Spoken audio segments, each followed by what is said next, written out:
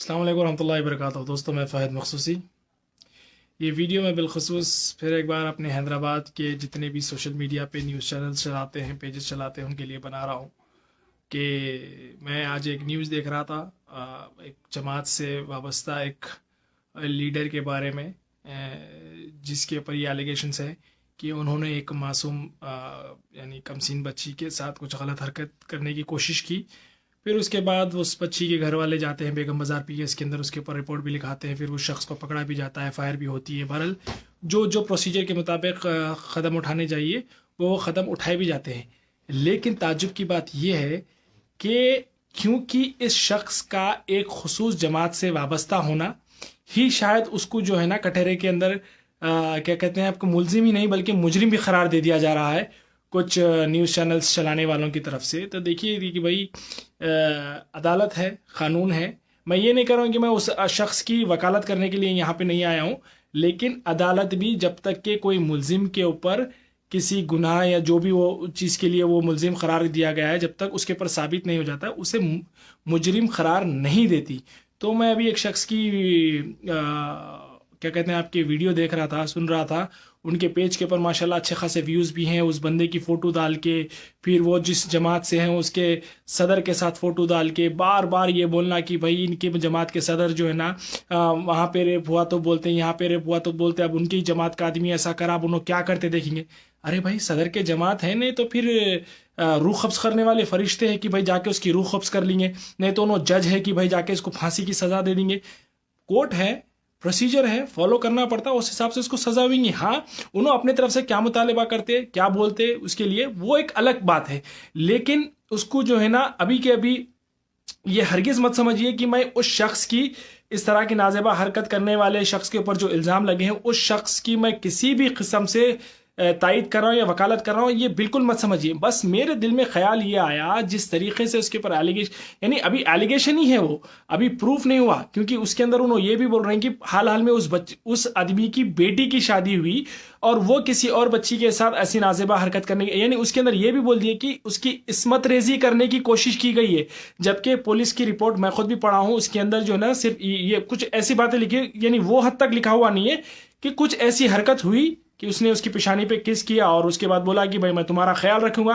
बस ये sentence police की रिपोर्ट में लिखा हुआ है, लेकिन ये जर्नलिस्ट साहब या तो फिर रिपोर्टर साहब जो है ना, ये बोल दे रहे हैं कि भाई उसकी इस्मत रेजी करने की कोशिश कर रहा हूँ।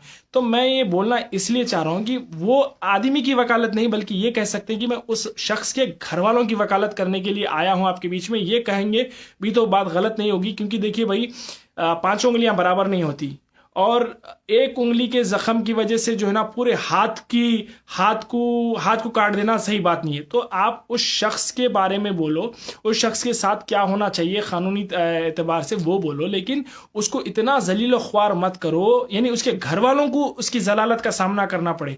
कल के दिन उसकी बच्ची है, जैसे कि आप बोल रहे हैं, बच्ची की शादी हुई हाल हाल में, वो बच्ची का ससुराल है, बच्ची को अपने ससुराल में मुंह दिखाना है, और अभी ये एलिगेशन से ये प्रूफ हुए नहीं हुए, ये यानी बहुत एक लंबा प्रोसीजर है। ठीक है, ये इंसिडेंट सामने आया, बिल्कुल आप गोदी मीडिया मत बन जाओ भाई। मेरे हैदराबाद के न्यूज़ चैनल वालों से ये बोलना चाह रहा हूँ कि हालांकि मैं ये जमात की शायद कभी मुश्किल से मैं जो है ना, चले मैं जमात का नाम भी ले लेता हूँ, एमआईएम की मैं मुश्किल से कभी जो है ना किसी चीज़ के ऊपर तायद कराऊंगा, क्योंकि मेरी लड़ाई एमआईएम से हो या एमआईएम के लीडरों से सिर्फ मुद्दों के ऊपर होती कि भाई हमारे को ये पब्लिक वेलफेयर जमात है, तो इनको पब्लिक वेलफेयर का काम करना चाहिए कि भाई हमारी ये रिक्वायरमेंट्स है, ये रिक्वायरमेंट पे काम करना चाहिए। लेकिन कभी किसी जातियत के ऊपर, उस जमात से वाबस्तगी होने की वजह से उसकी जातियत पे अटैक करना, ये बिल्कुल जो है ना अच्छी बात नहीं है। किसी का भी दिल होता, उसके भी घर वाले होते, उसके भी जो है ना मुआशरे में निकलने, सोसाइटी के अंदर इज्जत होती, बहरहाल होती नहीं होती है। अगर ये हरकत प्रूव हो जाती है तो यकीनन उनको जो है ना उस हिसाब से कड़ी सजा मिलना चाहिए। लेकिन जब तक कि वो मुजरिम करार नहीं दिया जाता, सिर्फ उसकी वाबस्तगी उस पर्टिकुलर जमात से होने की वजह से उसको इतना जलील ख्वार करना बिल्कुल अच्छी बात नहीं। सोचिए कल के दिन अगर उन्हें बाइज्जत बरी हो गया, ये शायद कुछ पर्सनल ग्रजेस के चलते अगर उसके ऊपर इल्जाम लगाए गए, पड़ोसियों का मामला होगा कि भाई ये पूरा एक क्या बोल सकते हैं आप, स्केच्ड मसला होगा कि भाई चलो जाके ऐसा अपन फ्रेम करेंगे, फ्रेम करके उसको फंसेंगे, बल्कि अगर कोई ऐसा निकला तो बोलिए आप लोग क्या दिखाएंगे मुंह अल्लाह को? उनके घर वाले क्या दिखाएंगे? यानी लोगों के मुआशरे में, सोसाइटी में निकल सकेंगे वो बेचारे? पार्टी गई भाड़ में भाई, पार्टी सेकेंडरी है, लेकिन इंसानियत भी तो कोई चीज़ होती है यारो। किसी को इतना जलील मत करो कि उस शख्स की वजह से उसके घर वाले लोगों के सामने निकलने से जो है ना आप परहेज करने लगे तो सूरत दिखाने के काबिल नहीं रहे। अभी सजा होना ये तो यानी उन्हें मुजरिम साबित होना बहुत दूर की बात है। तो बहरहाल मैं रिक्वेस्ट करता हूँ, उम्मीद है कि मैं रिपोर्टर्स को जो है ना बुरा नहीं बोल रहा हूँ, लेकिन अपने हदो दायरे में रहते हुए, एक इंसानियत को मद्देनजर रखते हुए जो है ना, जिसके बारे में बोलना है उसी के बारे में, उसी की हद तक बोले। आप बोल रहे हैं उसकी बेटी की शादी हुई, अरे बेचारी बेटी क्या करी, बेटी का ससुराल क्या करा, बेटी को ससुराल जीने देता? फिर वो बच्ची को बोल, वो आदमी करासो वाले की बेटी की शादी भी बोले तो उसका ससुराल जीने देंगे बच्ची को? किसी को भी मुंह उठा के मत बोल दो। यानी एक हद और दायरे में रहते हुए एक हिसाब से जो है ना रिपोर्टिंग करो।